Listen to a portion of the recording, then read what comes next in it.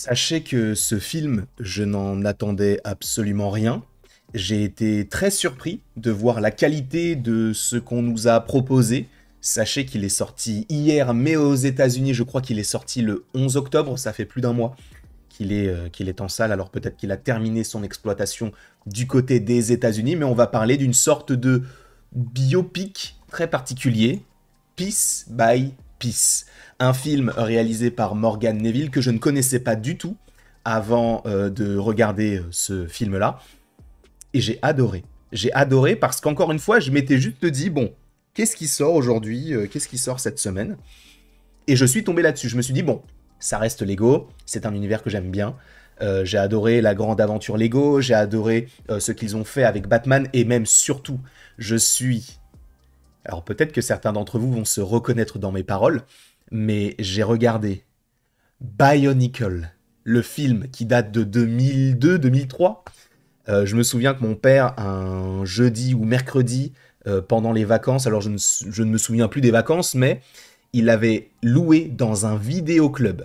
Et j'avais adoré. Je trouvais ça super intéressant. Et aujourd'hui, on est bien loin des Bionicle. On est sur une sorte d'autobiographie, entre guillemets, parce que c'est Pharrell Williams raconté par Pharrell Williams. Et c'est là où c'est génial. Parce que là où on aurait pu se dire, oui, bon, c'est un film sur Pharrell Williams, ça va montrer que ses bons côtés, ça ne va montrer que, tout ce qu'il a réussi. Non, clairement pas. Et ce film est lourd de sens, notamment sur le troisième acte, que j'ai trouvé très intéressant dans sa construction. En fait, ça peut paraître un biopic classique, parce que tu vas me dire, oui, mais regarde dans Aznavour, on a aussi cet aspect-là, le montrer comme étant quelqu'un qui n'a pas toujours été gentil, qui n'a pas toujours été facile à vivre, etc. Ça a été le cas aussi du côté de Priscilla, où on a vu la manière dont Elvis maltraitait Priscilla, notamment avec Jacob Elordi et l'immense Cailee Spinney. Et d'ailleurs, je ne pensais pas du tout parler de ces différents films en parlant de Piece by Piece, mais ça me permet aussi de pouvoir avoir des outils de comparaison pour voir que là, à la différence de ces films que je viens de donner comme exemple, c'est que ce film est fait aussi en collaboration avec Pharrell Williams. Donc c'est lui qui raconte sa propre histoire et ses propres démons. Et là où j'ai trouvé ça encore plus intéressant, c'est l'aspect Lego. Parce que Lego, d'une certaine manière, est connu pour son... on va dire sa définition d'infinies possibilités. Tu peux tout faire avec Lego. Même si tu n'achètes pas un set particulier pour faire ce qu'ils auraient conçu, tu peux très bien acheter les pièces que tu veux, aller sur Internet et trouver des gens qui ont conçu telle ou telle chose avec des pièces que tu pourras acheter de manière individuelle. Et tu peux tout faire avec Lego. Et c'est là aussi où l'aspect Lego rentre en compte. Ce que dit Pharrell Williams d'ailleurs dans ce film, c'est qu'il n'avait pas envie de faire... une autobiographie, ou en tout cas un biopic sur sa propre vie, uniquement, voilà, de manière classique. Il fallait que ça ait un aspect créatif et infini, justement. Et c'est pour ça que Lego rentre en compte. Et c'est aussi un petit événement, parce que Lego a l'habitude de collaborer, et je pense qu'ils continueront à le faire, mais avec Warner Bros. Là, ce film, si je ne dis pas de bêtises, c'est Universal. Et il faut quand même reparler de ça. Parce que d'une certaine manière, et c'est là aussi où j'ai bien aimé la vision d'Universal là-dessus, c'est qu'on va avoir la relation entre Pharrell Williams et Universal. Sachez que chez Universal, il y a une personne qui est extrêmement populaire, je crois que c'est même le patron d'Illumination, enfin bref, il est très très très très très populaire, et surtout, c'est l'un des patrons, c'est Chris Meledandri. Et Chris Meledandri, lui, sachez qu'il a une petite apparition légère en caméo dans un... En fait, on voit son nom, je crois, dans un album photo. Et j'ai trouvé que le petit détail était cool. Mais sachez que lorsqu'on est allé à Annecy en 2023, lorsqu'on avait une conférence Illumination, à la toute fin, Chris Meledandri a dit « On a une surprise pour vous ». Et la surprise, c'était Pharrell Williams. Et on sait que les deux sont très amis, notamment depuis leur collaboration sur Moi moche et méchant. Et ça aussi, c'est intéressant parce que là où, justement, Pharrell Williams, d'une certaine manière, montre un petit peu ses démons, se met à nu d'une certaine manière, évidemment assez légère, hein, c'est-à-dire qu'on ne va pas voir tout le mal qu'il a pu causer autour de lui, mais c'est vrai que on rentre sur le côté de oui, à un moment donné, ça ne s'est pas du tout bien passé pour lui et ça s'est répercuté sur son entourage. Et ça, j'ai trouvé que c'était bien et c'était important de le faire de cette manière-là parce que si ça avait été tout est beau, tout est rose, alors que in fine, on apprend que du côté de Pharrell Williams, il y a eu ci, ça, dans le sens où oui, du coup, il a peut-être un peu délaissé sa famille, mais ça, on l'apprend que après son biopic. C'est un peu dommage, ça la fout mal un petit peu. Mais là où j'ai trouvé ça très cool de la part d'Universal, c'est que même eux, non pas rentrent dans une certaine autodérision, mais acceptent aussi, pas les erreurs, mais la dureté du marché du film et du marché de manière générale.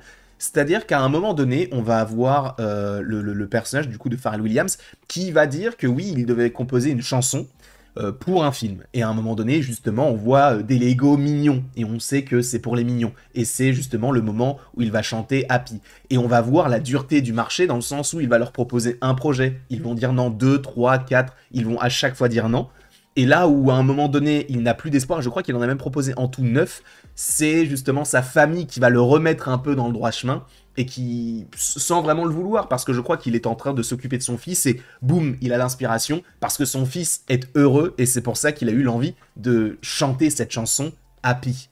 Et rien que par rapport à ça, il y a quelque chose d'assez poétique dans ce film-là par rapport au discours et par rapport à toute l'histoire de Pharrell. Et c'est là aussi que j'ai trouvé ça intéressant par rapport à Universal, c'est que oui, Universal va confirmer que, Pharrell Williams, c'est pas juste, il arrive et boum, il nous pond un chef-d'œuvre. Non, il nous a proposé certaines choses, on a dit non, là on a dit peut-être, là on a dit non, là on a dit non, là on a dit peut-être, mais in fine, on a eu Happy et force est de constater que c'est l'un des morceaux les plus écoutés avec Get Lucky et même la chanson là, avec Robin Thicke, là, qui au final était, je crois, au niveau juridique, c'était un peu particulier dans le sens où ils n'ont pas gagné d'argent dessus parce qu'ils ont utilisé un sample qu'ils n'auraient pas dû utiliser. Mais ça, ce n'est pas dit pour le coup dans le film. Donc évidemment, chaque film a ses limites, chaque biopic a ses limites. On ne peut pas tout raconter parce que il faut forcément résumer. C'est un condensé de la vie et c'est ces petits moments-là qu'on a besoin d'avoir. C'est vrai que j'aurais peut-être aimé avoir ce côté juridique-là. Mais de manière générale, on a ce monde de la musique qui est un peu compliqué. Et ce qui est beau, je trouve, c'est qu'on retrouve aussi, tu vois, des similitudes dans la manière qu'a eu Aznavour aussi d'avoir sa carrière. C'est-à-dire qu'il va avoir un bon titre et après plus grand chose. Alors évidemment, il y a des raisons personnelles à cela, le travail fait que aussi, et lui aussi va avoir un bon titre qui va vraiment le propulser, et en l'espace de 2 ou 3 ans, je crois qu'il ne fait plus rien parce qu'il a eu peur du succès autour de ça. Et donc, par rapport à l'histoire, c'est génial, tu vois son ascension. Évidemment que je ne pouvais pas arrêter cette vidéo sans parler du troisième acte, où on est sur un film Lego, sur un producteur et chanteur, compositeur, interprète, tout ce que tu veux, qui véhicule des valeurs très belles. Évidemment qu'il fallait aussi parler de sa collaboration avec Kendrick Lamar durant tout ce qu'on a eu avec, et tout ce qu'on a encore avec Black Lives Matter. Et ça, dans un film Lego, je n'aurais pas pensé qu'il puisse le faire. D'ailleurs, moi-même, je n'étais pas au courant que Pharrell Williams avait tant apporté à ce mouvement-là, notamment par rapport à la chanson. Je savais pour Kendrick Lamar, mais je n'avais pas forcément remarqué pour Pharrell Williams. Et le fait de le faire dans ce film-là, c'était génial. Donc rien que pour ça, je ne peux que vous inviter à aller voir ce film-là. Sincèrement, c'est une pépite visuelle, une pépite au niveau de l'histoire, parce que je trouve que c'est bien raconté, ce n'est pas prétentieux, ça ne se prend pas pour n'importe qui, c'est, voilà, je suis Pharrell Williams, oui, je suis l'une des stars les plus connues dans le monde entier, je travaille avec des marques de luxe, je travaille avec Adidas, je fais des chansons que vous avez tous entendues, mais je reste un humain qui a ses fêlures, qui a ses faiblesses, et vous le voyez, j'ai des démons aussi qui m'accompagnent. Et ça, j'ai trouvé que c'était vraiment, vraiment, vraiment bien.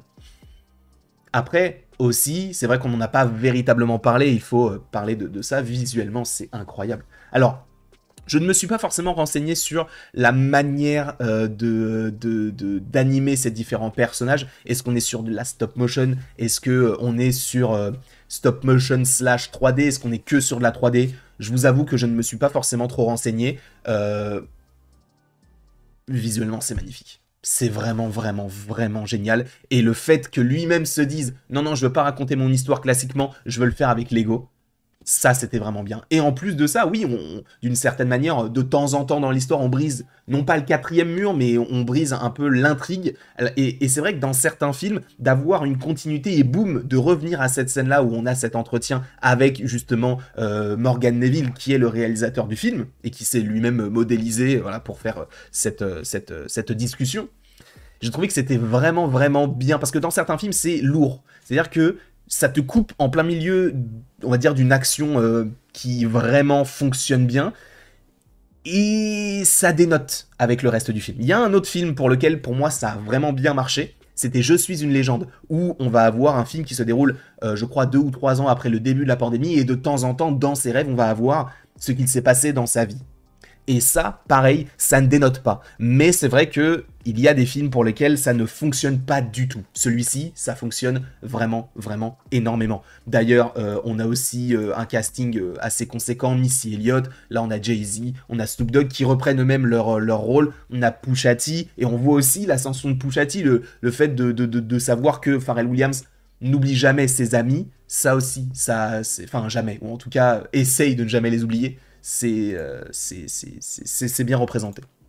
En tout cas, je ne suis pas la personne qui en aurait possiblement le mieux parlé sur les réseaux sociaux, sur YouTube ou peu importe où, mais ce film m'a vraiment, vraiment beaucoup plu. Et si cette vidéo, à travers mon avis vous a plu, ou plutôt si mon avis à travers cette vidéo non pas vous a plu, mais vous a peut-être donné envie d'aller voir le film, parce que peut-être que tu serais pas forcément d'accord avec un de mes arguments en disant non ça c'est pas possible, il faut que j'aille voir le film pour en avoir le cœur net, allez le voir. Parce que c'est vraiment une prouesse technique, c'est très intéressant, il y a des messages politiques qui sont vraiment beaux, allez voir tout ça. En tout cas, si je devais donner une note, je donnerais la note de 17 sur 20, parce que je ne me suis pas du tout ennuyé, c'était pas très long, ça dure à peu près 1h30, donc pour moi c'est vraiment, vraiment, vraiment bien fait, il fait des nouvelles chansons dans le film, enfin bref, il y a tout pour que ce soit un bon moment à vivre, mais tout en ayant conscience du monde dans lequel on vit, et aussi que on a beau être au top, c'est pas que ça ne dure jamais vraiment très longtemps, mais c'est qu'il faut aussi savoir avoir les pieds sur terre et ne pas forcément écouter tout ce qu'on va te dire sur tu devrais faire ci, tu devrais faire ça. Restez vous-même, c'est un peu ce que nous montre le film là. Et restez vous-même en ayant cet esprit créatif avec Lego, avec Pharrell Williams, ça fonctionne très bien. En tout cas, je vous remercie beaucoup d'avoir été présent devant cette vidéo. N'hésitez pas à l'aimer, à la partager, à la commenter, à vous abonner si ce n'est pas déjà le cas. Et après tout ceci, il ne me reste plus qu'à vous dire à la prochaine pour la prochaine.